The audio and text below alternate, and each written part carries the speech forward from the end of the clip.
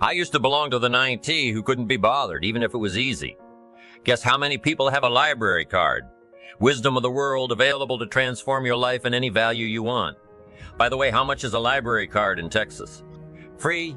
Here's what free is easy. I mean, it can't be any easier than free. Somebody says, well, would you bring it by? No. Wisdom of the world available to transform your life spiritually, socially, personally, economically, in every other way. Catch out of your rich and powerful life. And sophisticated and healthy, influential.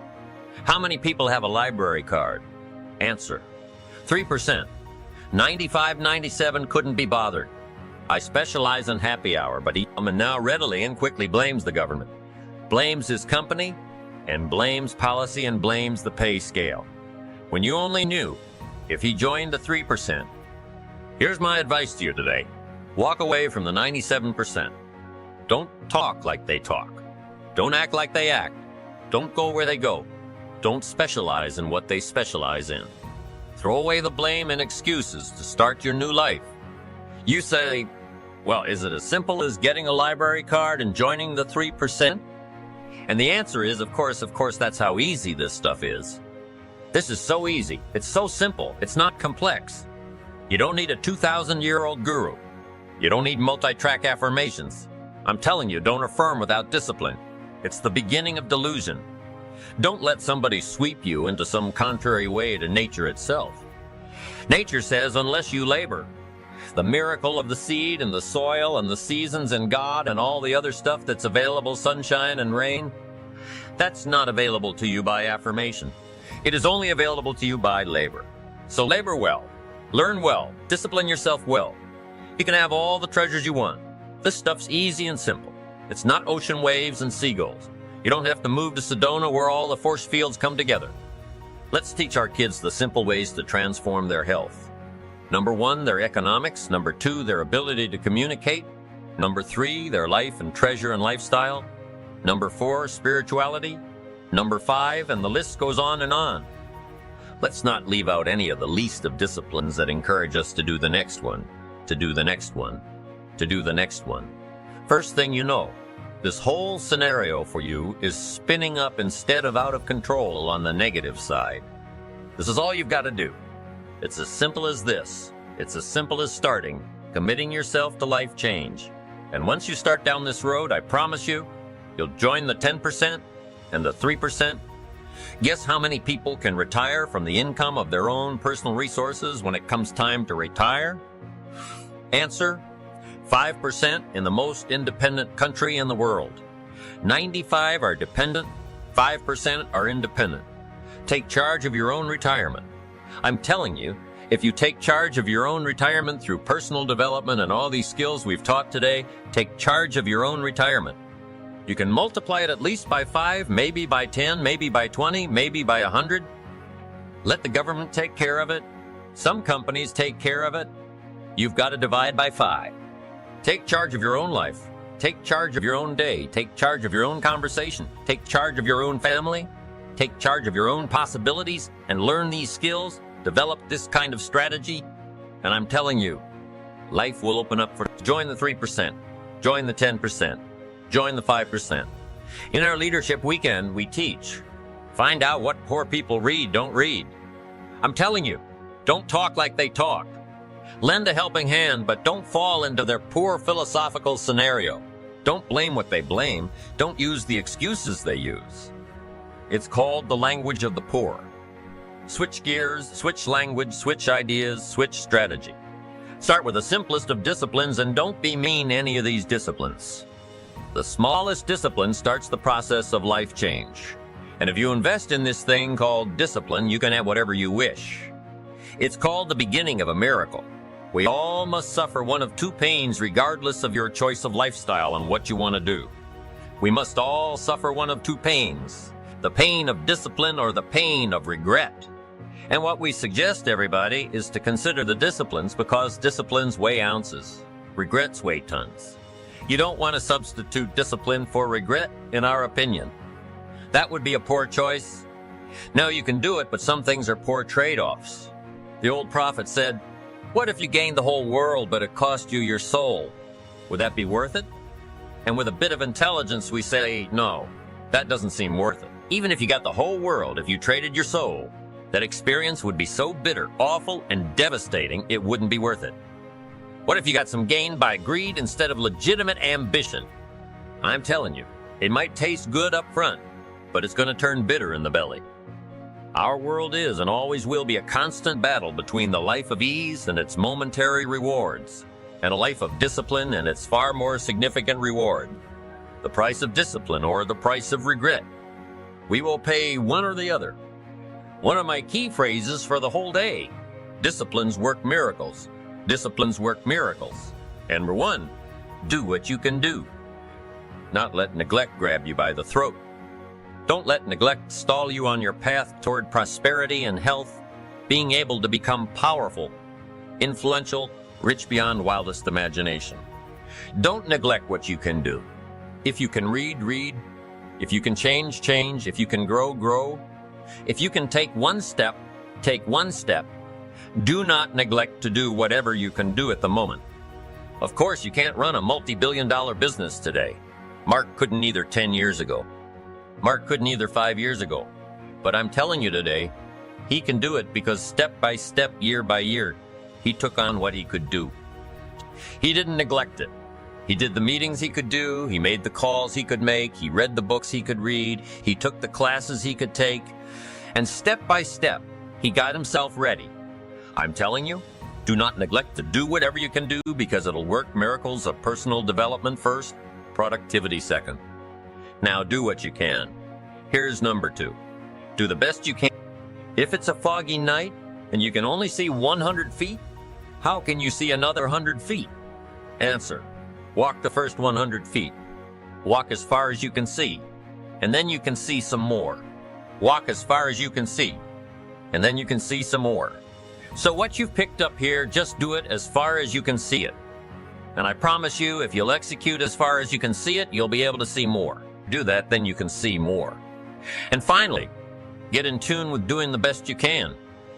And you'll have the activity that'll develop the disciplines that will set this sail so that you can say, it doesn't matter how the wind blows. For some people, they see discipline as sort of an ugly word. You know, don't talk to me about discipline.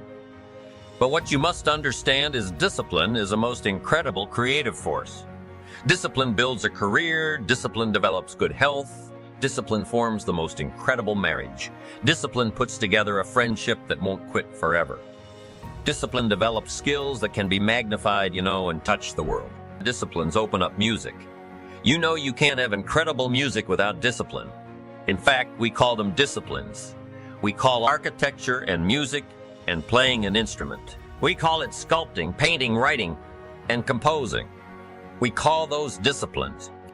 And the disciplines give us the indication that yes, it doesn't come except by discipline, but it also means that the discipline is the open door to the creative process to turn nothing into something and to turn imagination into reality. So here's what you must learn to do. Appreciate the disciplines and welcome the disciplines. What other discipline could I begin that would open up a whole new expression in my life of turning imagination into reality? Without discipline, there is no enterprise. Without discipline, there is no magnificent structure. Without discipline, there is no music. Without discipline, there is no health. There is no advantage, there is no future. So discipline is all when it comes to imagination. Having something real, believing in it. The key to development is to be all that you can possibly be. I don't know what your talents are, I don't know what your skills are, but here's what I probably am right on. That you're behind on an accelerated effort toward your full development.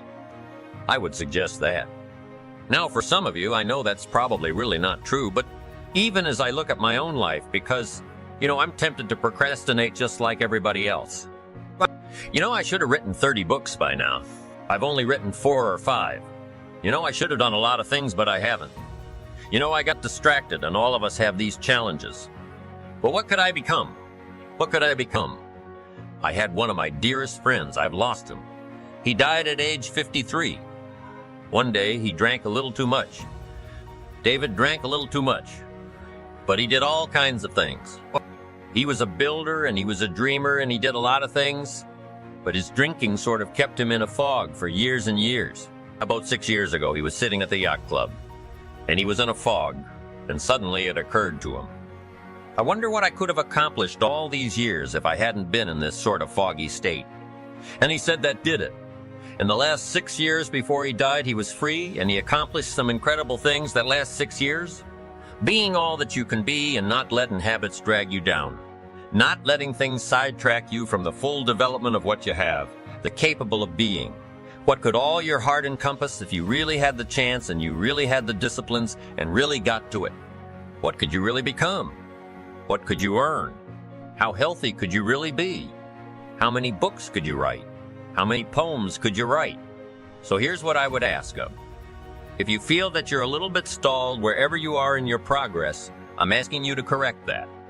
I'm asking you to see if you can't possibly be on a more accelerated track toward your possibilities and your full development.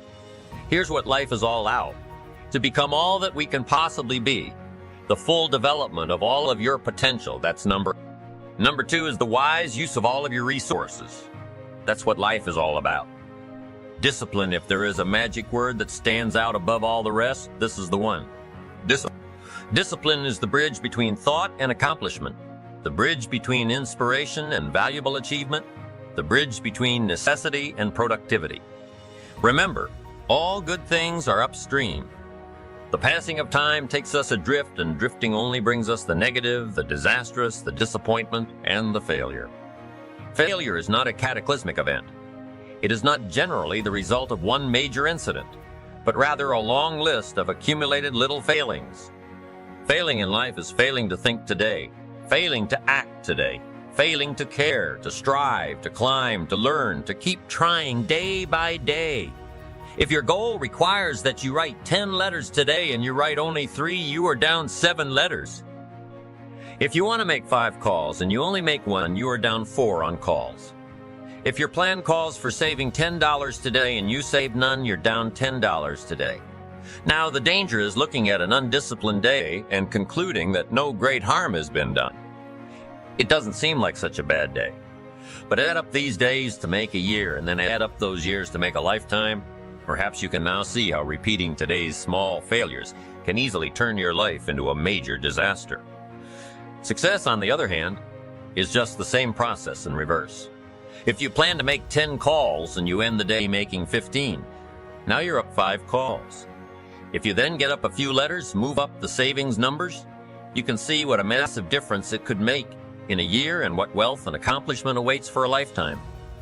Discipline is like a set of magic keys that unlocks all the doors of wealth. Happiness, sophistication, culture, high self-esteem, pride, joy, accomplishment, satisfaction, and success. The first key to discipline is awareness of the need for and the value of discipline, and especially the discipline to make the changes. What will it take? What must I do? And what must I do to get all I want from my life? The second key is the willingness. More than that, the eagerness to maintain your new discipline deliberately, wisely, consistently. And the third key to discipline is the commitment to master the circumstances of your daily life, to see and harness the opportunities, to make something of the sun and the rain, the good as well as what comes in the guise of misfortune. Discipline does many things, but most important of all is what it does for you. It makes you feel better about yourself. Even the smallest discipline can have an incredible effect on your attitude and the good feeling you get. That surging feeling of self-worth that comes from starting a new discipline is almost as good as the feeling that comes from the accomplishment of the discipline.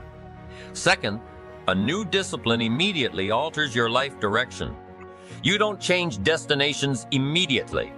That is yet to come, but you can change direction immediately, and direction is very important. Third, discipline cooperates with nature. Everything strives. It is a common life function. How tall will a tree grow? As tall as it can. Everything strives to become all it can possibly be, and that striving to become is what discipline is all about. Disciplining ourselves to fulfill our natural potential, to become all that we can be. And finally, discipline attracts opportunity. Opportunity is always looking for ambition and skill in action. Discipline taps the unlimited power of commitment. The human will in action, driven by inspiration, enticed by desire, tempered by reason, guided by intelligence, can bring you to that high and lofty place called the good life. So start the new process. You can begin a new habit no matter how small it is. Small isn't important. Whether or not you start and whether or not you continue are all that is important. So to have a prosperous life, start a prosperity plan. To become wealthy, start a wealth plan. Remember, you don't have to be wealthy to have a wealth plan. A person with no means can have a rich plan. If you are ill, start a health plan. If you don't have energy, start an energy plan. If you don't feel good, start a feel-good plan. If you're not smart, start a smart plan. If you can't, start a plan. If you haven't, start a plan. Anyone can, even a bad person, can start hearing good messages and reading good books. Recognize that the start of the better life, the happy life, the wealthy life is today. This is exciting. Both the process and the result can begin today. Start the new journey today. If you think of a new idea, today is the day to begin the discipline of putting that idea into action. Set this day up as a long, busy, exciting start for your new life. Get your first book for your new library today. Begin your new practice of setting goals today. Start clearing out a drawer of your new orderly disk today. Start eating an apple a day on your new health plan today. Put some money in your new investment for fortune account today. Start reading with intensity for your new wealth of mind plan today. Write a postponed letter today. Pick up your camera and take a picture of something to start your new treasury of photographs today. Get some momentum going on your new commitment to a better life. See how many activities you can pile on this first day. To go all out. Break away from the negative downward pull of gravity. Start the thrusters going. Prove to yourself that waiting is over, hoping is past, and that faith and action have now taken charge. It's a new day, a new beginning for your new life. With discipline, you can't believe the list of positive moves you can make on the first day of your new beginning. Here's the time to act when the idea is hot and the emotion is strong. That's the time to act. See, Mr. Rohn, I'd like to have a library like yours. See, if you feel strong about that, what you got to do is get the first book and then get the second book before the feeling passes and before the idea gets dim. Action, pronto action, median action as soon as possible, because if you don't, here's what happens. We call it the law of diminishing intent. We intend to when the idea strikes us. We intend to when the emotion is high. But now if you don't translate that into action fairly soon, now the intent starts to diminish, and a month from now, it's cold. A year from now, can't be found. So set up a discipline when the emotions are high and the idea is strong and clear and powerful. That's the time to set up the distance. Somebody talks about good health and you're stirred, right? You need to get a book on nutrition. Get the book before the idea passes and before the emotion gets cold. Go for the book, start the library, start the process, fall on the floor, do some push-ups. Action. Got to take action. Otherwise, the wisdom is wasted. Otherwise, the emotion soon passes unless you put it into a disciplined activity. Capture it. Discipline is called how to capture the emotion and how to capture the wisdom and translate it into equity. Now, here's what's important about disciplines. All disciplines affect each other. In fact, here's a good philosophical phrase. Everything affects everything else. Nothing stands alone. Don't be naive in saying, well, this doesn't matter. I'm telling you, everything matters. There are some things that matter more than others, but there isn't anything that doesn't matter. We all pity the man who says, well, this is the only place I let down. Not true. Okay, to take home. Every letdown affects the rest of your performance. Every letdown affects the rest. Every letdown affects the rest. This is part of the educational process on personal development. If you don't take the walk around the block, you probably won't do the apple a day. If you don't do the apple a day, you probably won't start building your library. If you don't build your library, you probably won't keep a journal. And you won't take pictures, and you won't do this, you won't do wise things with your money, won't do wise things with your time, won't do wise things with your possibilities and relationships. And the first thing you know, 6 years of that accumulated, and we say you have messed up. So the whole key to reversing that process now is to start picking up these disciplines. Now here's the positive side. Every new discipline affects the rest of your disciplines. Every new one affects the rest. That's why action is so important. The least action is so important. The least action, the smallest action, take it. Because when you start accomplishing and the value starts to return from that one action, it will inspire you to do the next one and the next one and the next one and the next one. You start walking around the block, it'll inspire you to get an apple. Get an apple, get an apple. It'll inspire you to get a book, get a book. It'll inspire you to get a journal, get a journal. It'll inspire you to grow, develop some skills.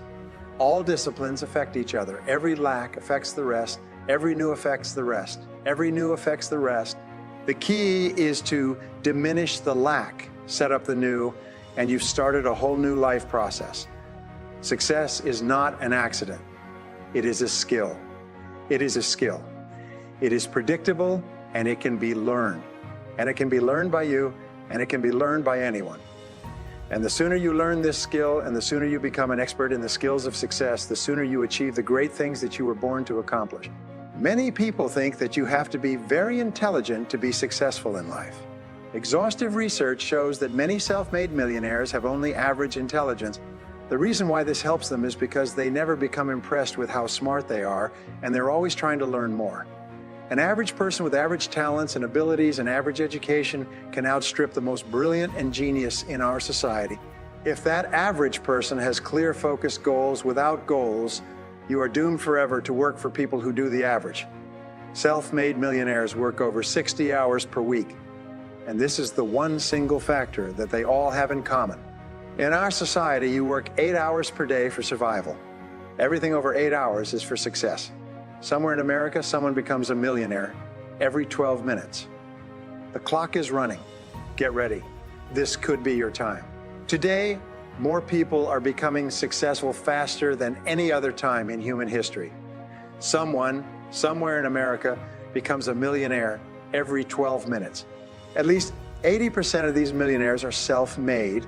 That is, they started with nothing but ambition and energy the same way most of us start. Many of them never went to college. Many of them only got average grades in school. Many of them only got average grades in school. Many self-made millionaires started with no advantages at all. Today, we know more about how to achieve great success in life than ever before. Success is as predictable as the sun rising in the east and setting in the west. Today, success is a science. It has been broken down and subdivided, and anybody can achieve greater success, wealth, and happiness in life if they simply do two things. First, make a decision to be successful right now.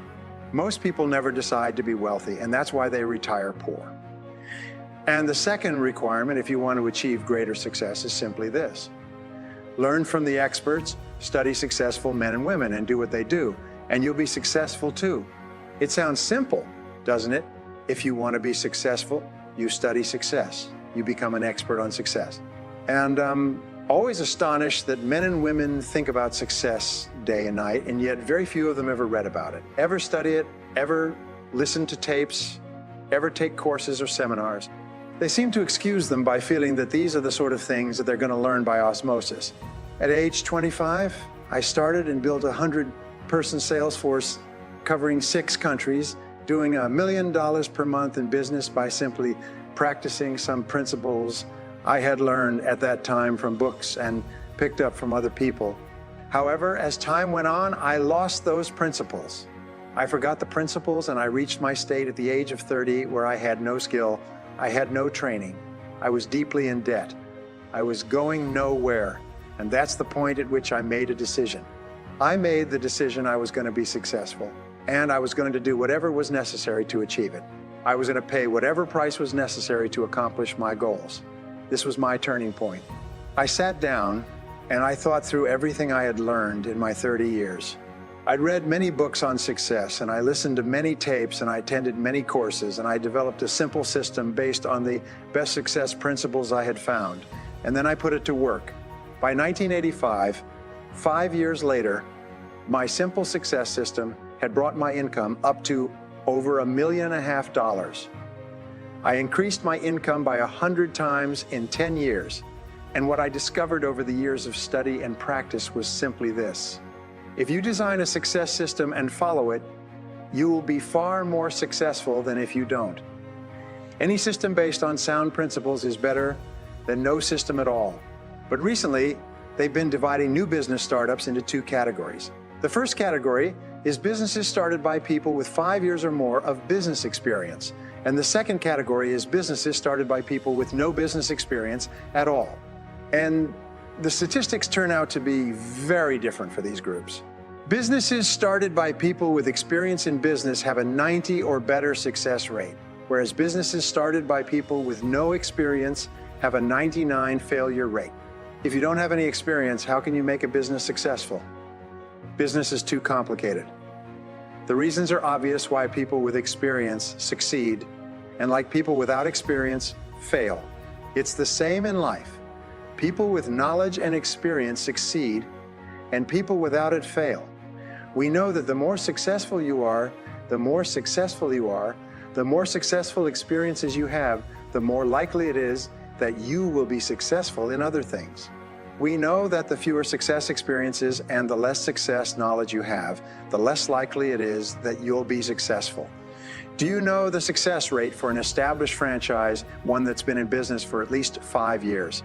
Well, according to the experts, it's 70 to 90% success rate.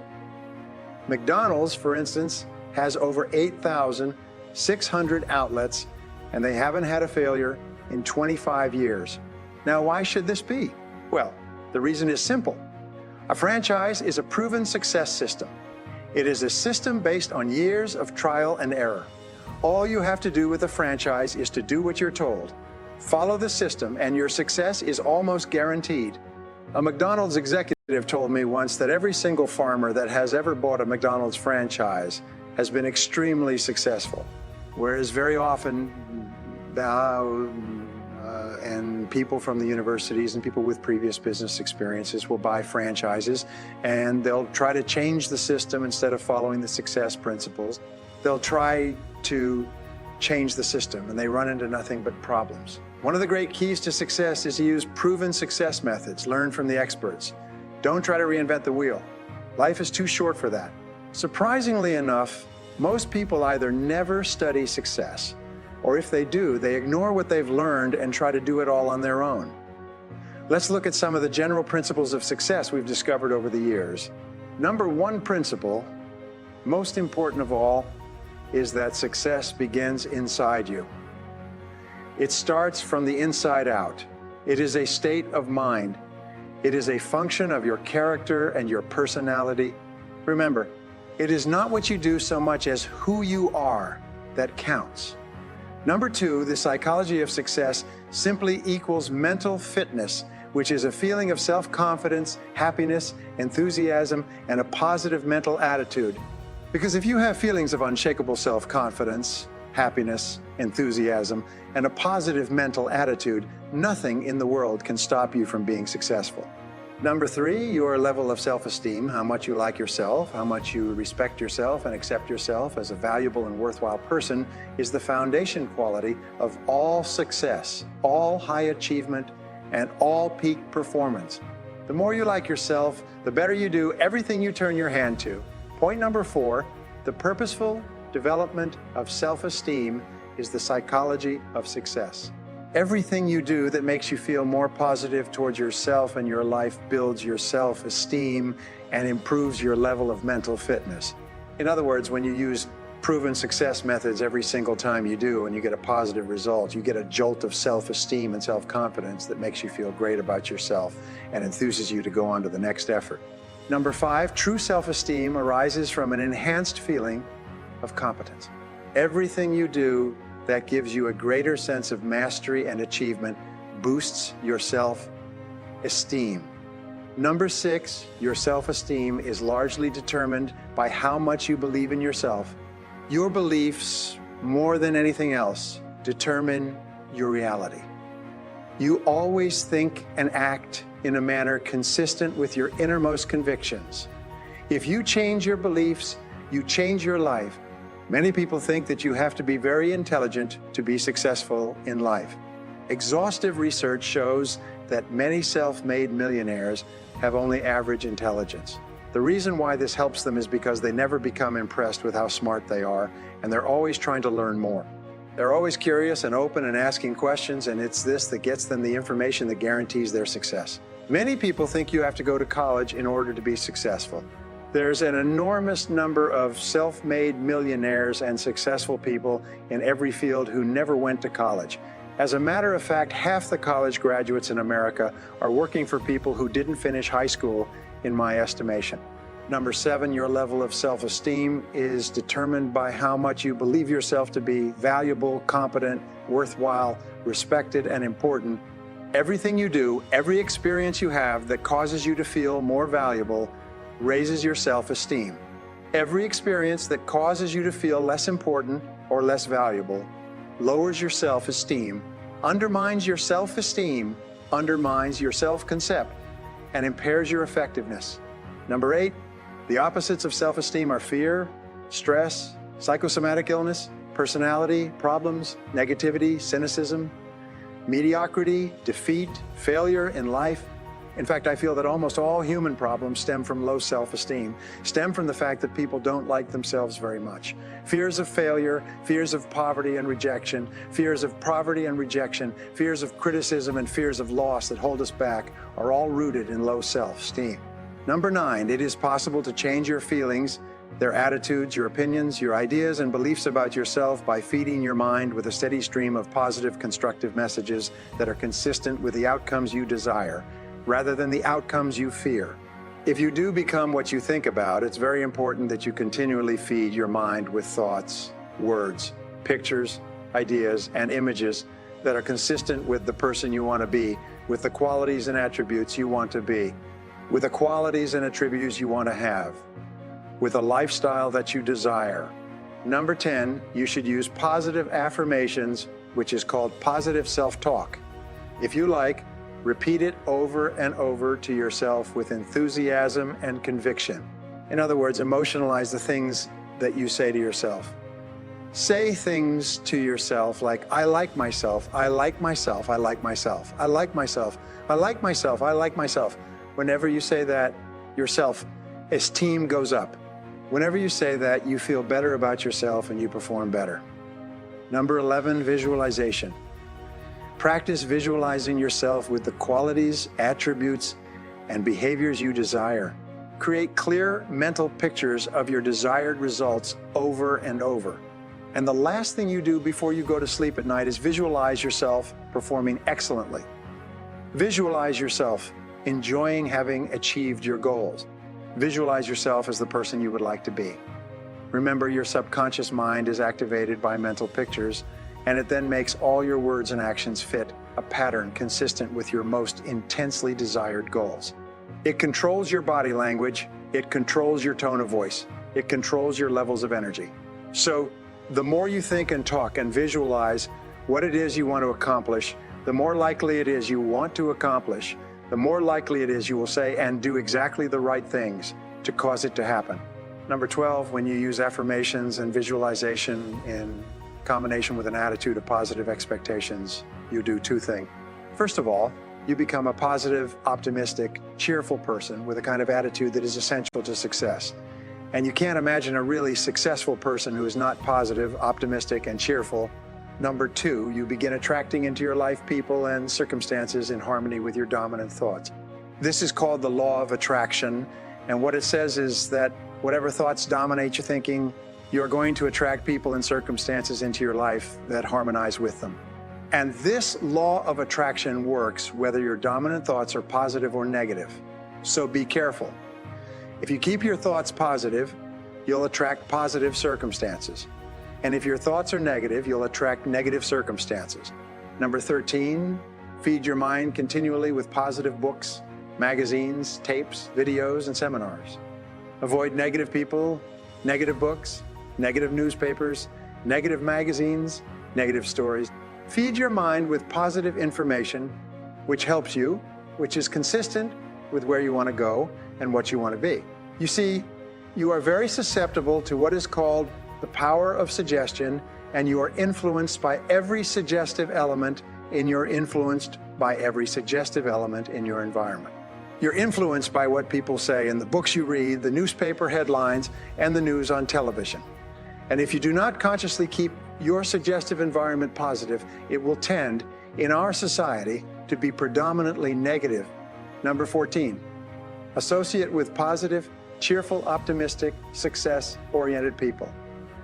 Remember, birds of a feather do flock together, and the choice of negative people to associate with condemns you to a lifetime of failure and underachievement. Dr. Dave McClelland at Harvard University found in 25 years of research that the choice of a negative reference group, the people that you associate with and identify with, can sink you in spite of all the education, opportunities, and advantages that are given to you. Remember, you can't fly with the eagles if you scratch with the turkeys. Get around winners, get around positive people, get away from negative people. Get out of negative people, get out of negative corporate environments, get out of negative relationships. Don't associate with losers. It doesn't matter how long you've known them. If you associate with losers, you will be a loser. And if you associate with winners, you will be a winner. And by the way, sometimes people say, well, if I disassociate myself from my friends, how am I going to meet successful, positive, winning human beings? Don't worry about it. If you start thinking of success, if you start feeding your mind with a steady stream of messages that are consistent with success, if you start visualizing yourself as successful, you will attract by this law of attraction. You attract into your life people who are like yourself. Number 15, act the part. Pattern your conduct, behavior, and actions after successful people if you want to be successful. Remember, success starts from within, not from without.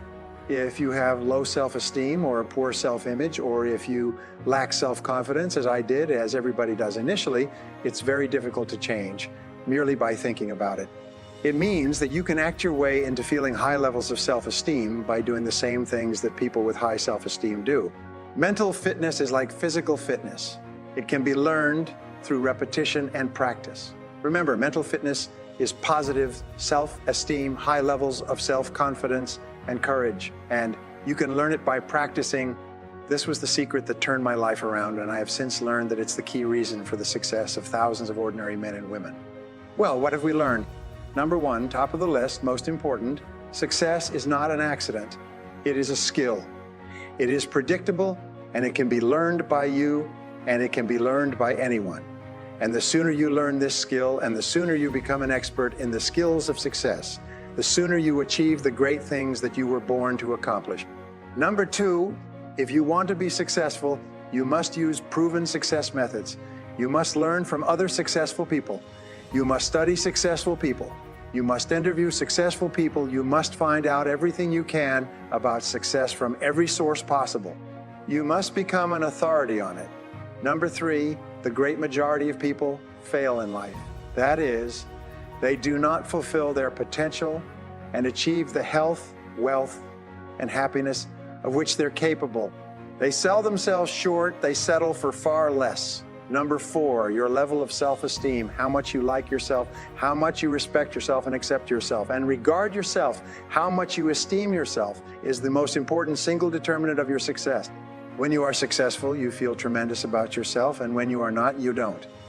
And everything that happens that builds yourself. Esteem is going to move you more rapidly toward achieving your goals in life. Number five, remember, everyone suffers fears of failure and fears of rejection, self-doubt, lack of confidence, feelings of inferiority, inadequacy, and guilt. Guilt is the great problem of the 20th century. Feelings of inferiority come from childhood. Fears of failure and rejection go back to destructive criticism in our early formative years. Remember this. Successful people are not people who don't suffer those emotions. They're simply people who have learned how to master those emotions through practice, and so can you. Number six. You become what you think about. The stream of thoughts, words, and pictures that flow through your mind determine your personality, your attitude, your behavior, and your results in life. And finally, number seven is this. The great discovery of behavioral psychology is that if you engage in the same actions as positive, focused, self-confident, successful people, you will come to think, feel, and act like them, naturally, that even if you don't feel like it, if you pretend, if you fake it until you make it, if you act the part, you will begin to think, walk, talk, act, and feel like a successful person as naturally as breathing in and breathing out. Successful people are not people without problems. They have just as many problems, largely the same kind as everyone else. The difference is that they learn to solve their problems. Successful living is nothing more than the ability to successfully solve the problems which are as much a part of living as breathing. The problem with the great majority of individuals is not with their ability to achieve their goals in life, but rather with the failure to understand two factors vital to successful living. The first is to make the decision as to what it is we want enough to give it most of our attention until it's been achieved and till it's been achieved, and to clearly define it. And the second is to fully understand that we have the ability to achieve this goal, or we wouldn't want it in the first place. The next vital rule to successful living is to understand that our success is won or lost by our ability to serve others. Our rewards in life will and must always be in exact proportion to our service. It is the misunderstanding of this single law which is responsible for fully 90% of the frustration and discontent we see around us. A lot of people don't like this law, but not liking a law does nothing to change it.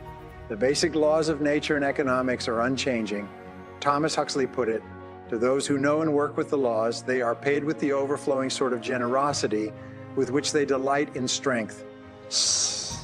Look where you will. You will find this law in undeviating operation. Our rewards will always be in exact proportion to our service. All attempts to sidestep or in any way avoid this law will result in frustration and failure. So let's take a moment to try to understand people. The more we understand them, the better we can serve them. People down through the centuries have, with the most amazing consistency, divided themselves into two groups. One group contains about 5% of any given population. The other group contains the remaining 95%. The big group, the one containing about 95% of the people, never seems to get the word, while the smaller group, the 5%, does. You see, all of us want the same things, but only about 5% figure out how to get them. Within each of us burns two unquenchable ambitions: to serve importantly and to gain financial independence.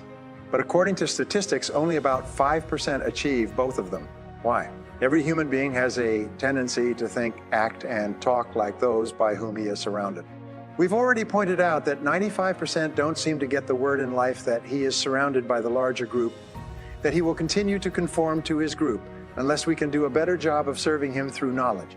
The failure of most people to live successfully is not caused by their lack of abilities, in their failure to decide what it is they want and understanding that our wants are governed by our talents and abilities. Anyone who knows where he is going in life is a success at the moment he makes the decision of what it is he intends to accomplish. Once this goal has been accomplished, he is again, by our definition of failure, until he establishes a new goal toward which to work. For this is to live and live completely, to know as much as we can know, to serve as much as we can serve, to accomplish as much as we can accomplish. Well, why are we faced with only 5% who can be called really successful?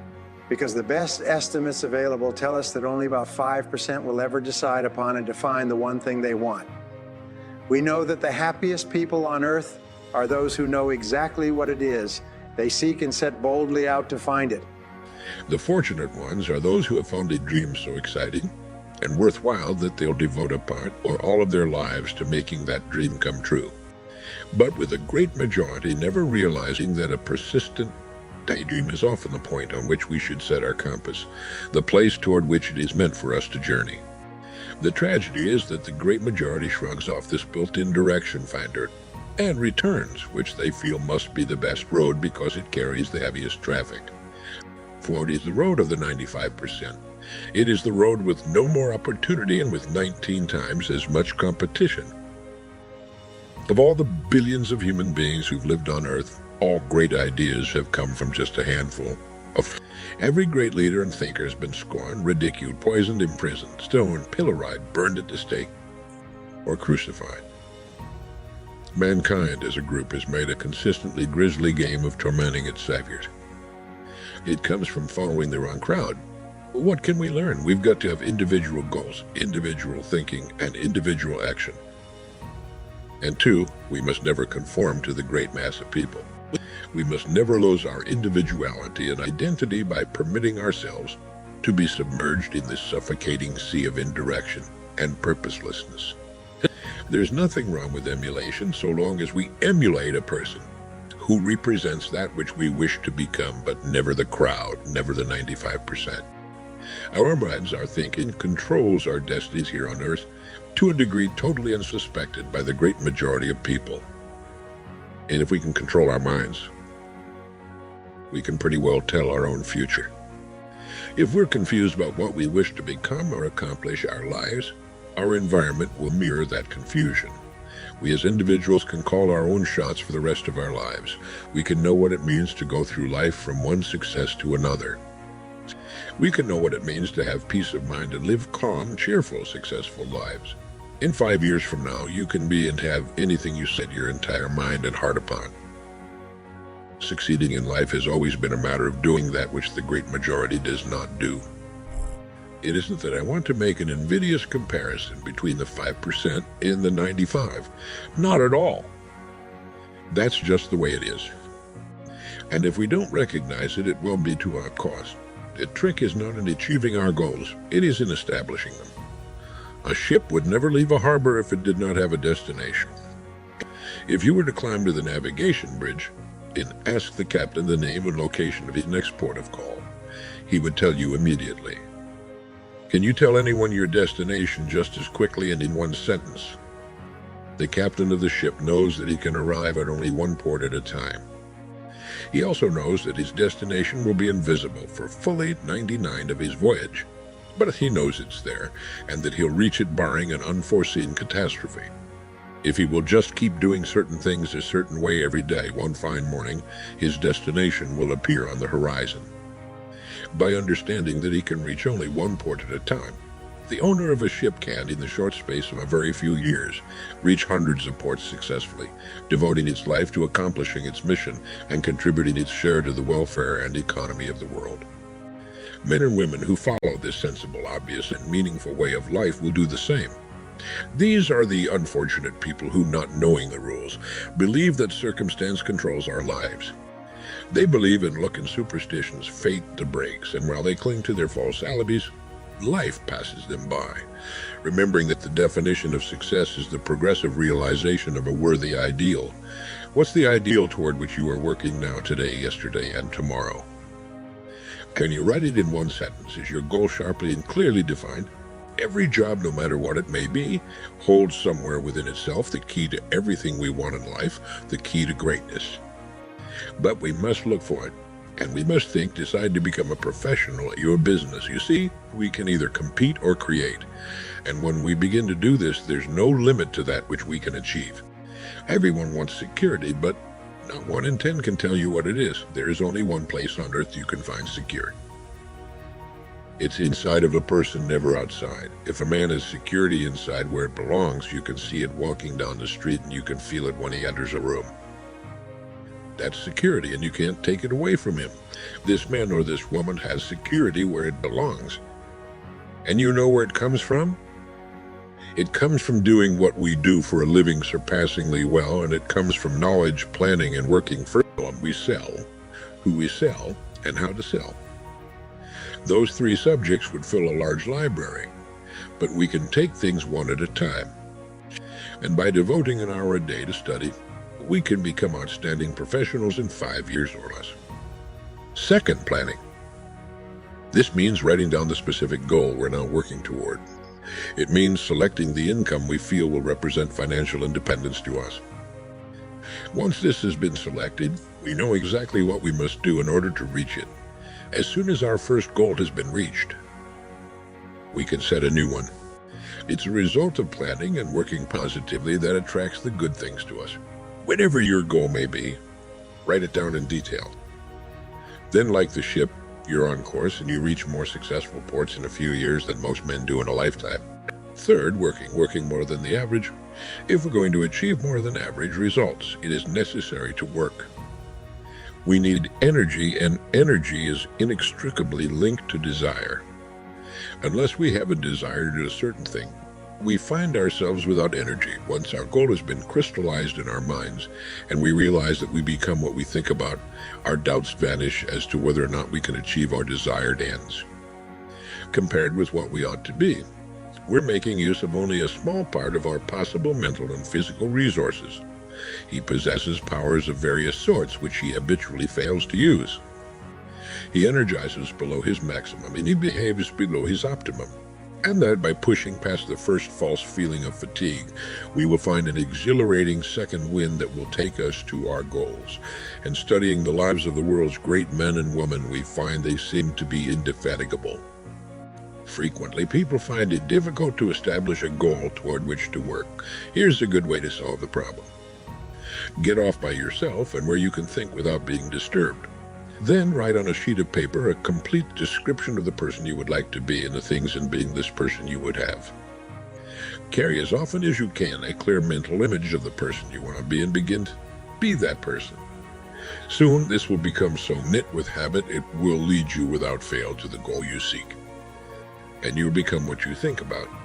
The only thing that sets us apart as human beings is our divine minds. Our minds represent our hope and our future. Yet, as a rule, it is the last place the average person will turn to for help. By devoting an hour a day to study, you're building your mind into a powerful and creative servant. If you only do this 5 days a week, it comes to 260 hours a year. That's 1,300 hours in 5 years, or the equivalent of 162 8-hour days devoted to study and research. In 5 years, you'll be one of the most accomplished professionals in your field, and you will have the world on a string. Now let's sum up and reduce the whole thing to a workable formula, a set of rules for this game of life that cannot fail to take us to where we wish to go. The first and most important thing to remember is the rule that controls our life. This means that we must establish a worthwhile goal toward which to work, a goal that will occupy our minds most of the time. We must fully understand emotionally as well as intellectually that whatever it is we set our heart upon will become real in our lives. We must also remember the law that lies as the basic foundation for all economics and personal. And if we want to get into the top 5% of the people, we must often cut ourselves away from the effects of our environment and become individuals with individual goals, individual thinking, and individual actions. We must realize that our daily work contains more opportunities than we could develop in a lifetime, and that our job contains within itself the key to greatness, the road to everything we could possibly want in life for ourselves and our families. We must realize, too, that security can be found in one place only, inside of us, and the only road to security lies in doing what we do for a living surpassingly well. And lastly, that we must become professionals at what we do, and that becoming a pro involves knowledge, planning, and working. Planning by establishing the goal, which automatically establishes our work pattern. But it took time, dedication, and work in its accomplishment. Is it worth it? You bet it is, and you will become what you think about.